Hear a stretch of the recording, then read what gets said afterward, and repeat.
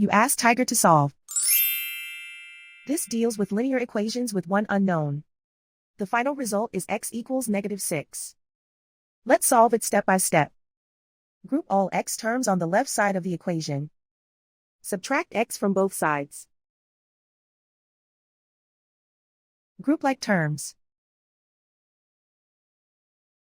Simplify the arithmetic. Group like terms.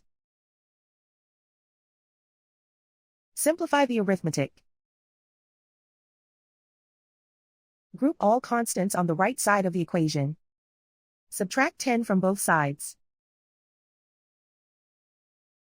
Simplify the arithmetic.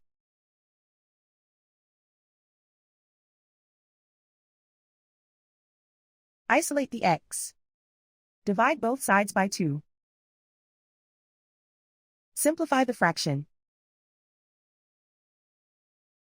Find the greatest common factor of the numerator and denominator.